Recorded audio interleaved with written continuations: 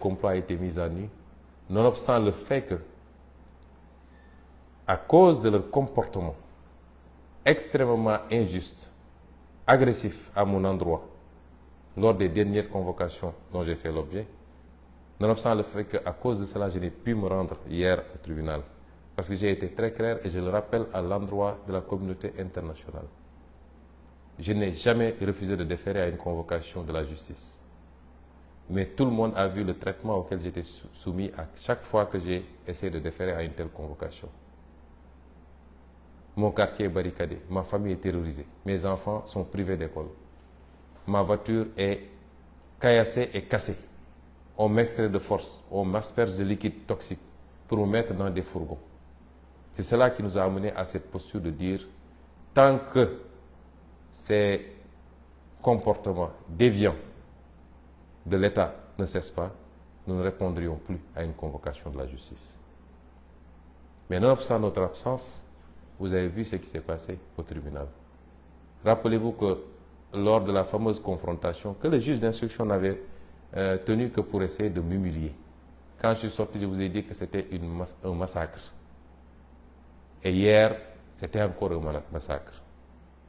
Le seul objectif, c'était de livrer une jeune fille manipulée, à qui on a promis passeport diplomatique et exil à l'étranger, plus de fortes sommes d'argent, qui ne comprend même pas le rôle qu'on veut lui faire jouer, l'amener devant un tribunal et lui imposer des récits salaces, soi-disant pour jeter l'opprobre sur le candidat Ousmane Sonko. Et c'est ça qui est dramatique. Une jeune fille de rien du tout, prise au piège d'ogres politiques, qui ne feraient jamais faire la même chose à leur propre fille, à leur propre sœur, et qui tiennent aujourd'hui en otage cette pauvre demoiselle, qui n'est pas si innocente que cela, puisqu'elle aurait pu se rétracter depuis longtemps, mais elle continue, de plus belle. Et c'est pourquoi elle doit comprendre que tôt ou tard, elle paiera le prix fort de son forfait. Elle et tous les comploteurs qui sont avec elle, les Mahmoud Diallo, les maîtres Gabisso, toute la chaîne et tous ceux qui, dans l'instruction de ce dossier, etc., se sont comportés d'une certaine manière. Parce que le Sénégal a payé un lourd tribut à cause d'un dossier aussi vide. Chers compatriotes, chers amis étrangers, pour un dossier de viol, la partie civile, ni le parquet, ni la partie civile n'ont été à mesure d'apporter la moindre preuve, parce qu'il n'y en a pas. Il n'y a ne serait-ce que l'existence d'une relation intime avec cette jeune fille, a fortiori un rapport non consenti. Et je l'ai dit depuis le début. Aucune preuve, aucun début de preuve même n'a pu être produit. Pour une audience qui s'est étirée de 9h ou 10h jusqu'à 3h du matin. Mais ce qui s'est passé hier nous interpelle. Ce qui s'est passé est très grave. On n'a jamais vu autant de violations des droits de la défense dans un procès. Comment peut-on admettre, alors que le droit, le code pénal et le code de procédure disent de manière très claire qu'on ne peut pas juger quelqu'un en matière criminelle sans l'assistance d'un avocat.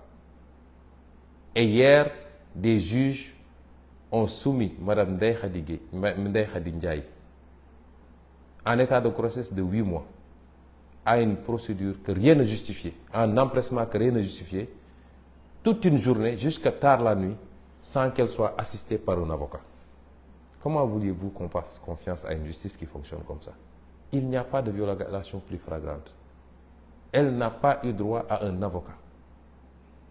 Et le tribunal lui demandait de poser des questions aux témoins, parce qu'elle était son propre avocat. À l'endroit de la communauté internationale, c'est ça la justice sénégalaise aujourd'hui sous Macky Sall. Et on nous dit de faire confiance à cette institution-là pour juger en son âme et conscience. Les violations, on ne peut même pas les énumérer.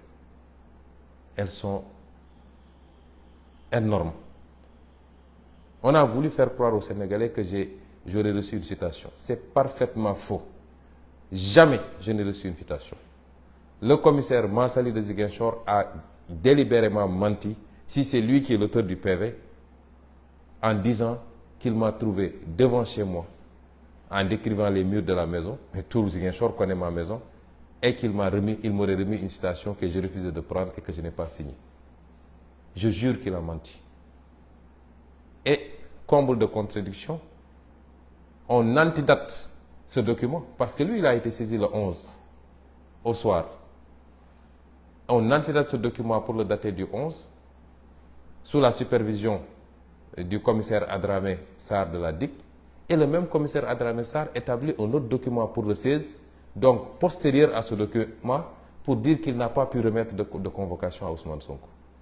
Un crime n'étant jamais parfait, nous sommes en présence d'un mensonge. Comment aujourd'hui la police de ce pays, et c'est la deuxième fois qu'on m'a fait ça, parce qu'on m'avait fait ça avec le dossier ce faux dossier de diffamation, en se présentant chez moi et en disant qu'un de mes gardes du corps a déchargé alors qu'il n'en était absolument rien.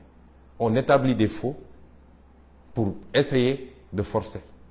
Et un juge récupère ça, il ne veut pas voir la réalité et dit que Sonko a reçu sa citation. Ensuite, on balance à une certaine presse qui dit que Sonko a reçu une citation.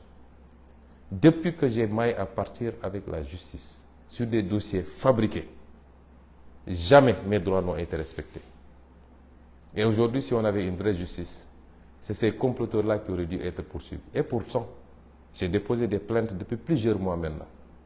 Gageons qu'elles ne seront jamais instruites par cette justice, par ce parquet général complètement pourri, par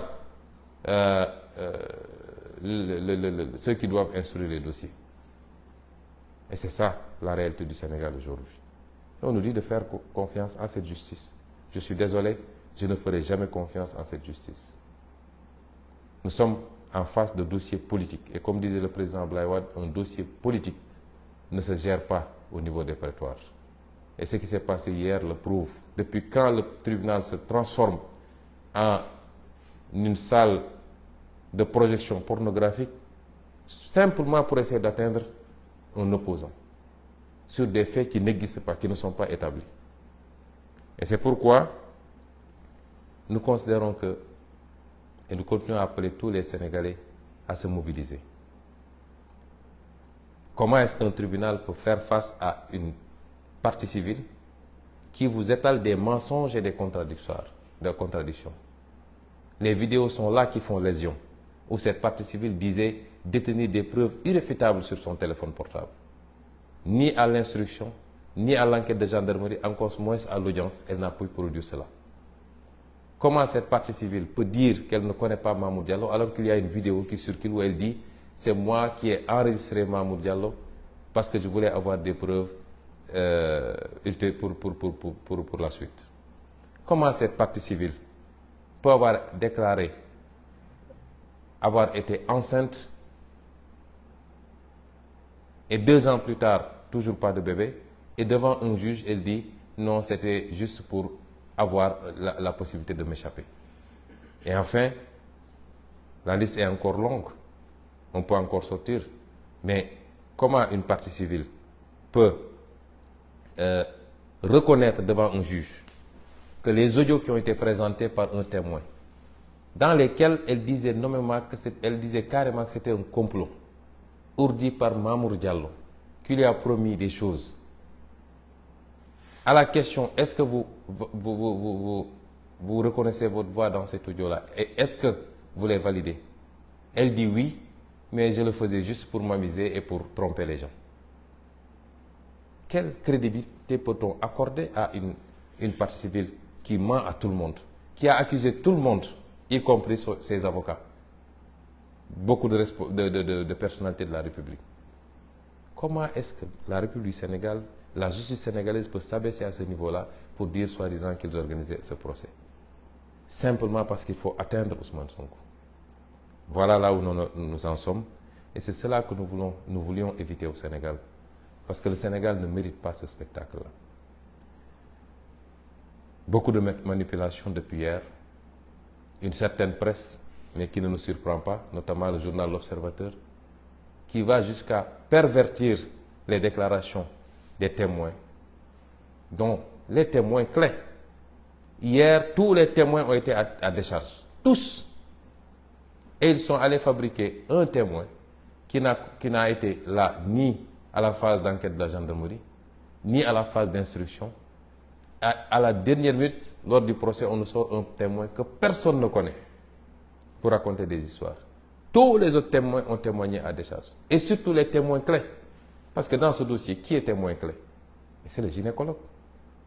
C'est celui qui a fait l'enquête préalable. C'est l'employeur. C'est l'autre masseuse. C'est ça les témoins clés. Et tous ces témoins clés ont témoigné à décharge. Pas parce qu'ils veulent être avec Ousmane Sonko, parce que je ne les connaissais pas jusqu'à cette période-là. Et tous sont des proches plutôt de la partie civile. Comment un juge peut, sur un dossier comme ça, imaginer une fraction de seconde aller condamner Ousmane Sonko? Et voilà où on en est. Et c'est pourquoi, malgré toute la manipulation médiatique, le peuple sénégalais n'est pas dupe et comprend ce qui est en train de se passer. Et c'est à ce même peuple sénégalais que je lance un appel. Ils vont chercher toutes sortes de parades pour trouver ne serait-ce qu'un petit prétexte pour essayer de condamner Ousmane Sonko. Ce procès a déjà été fait par le peuple sénégalais. Le président Macky Sall veut nous faire croire que quand il mord, il ne lâche que quand ça coupe. Il ne doit pas avoir plus de détermination que nous. Ou alors on n'aurait pas la vérité avec nous. Il ne doit pas être plus déterminé que nous. Ni lui, ni son groupe de comploteurs, encore moins sa succursale politique, qui passe tout son temps à insulter, du matin au soir, à essayer de dénigrer, de jeter l'opprobre sur les gens.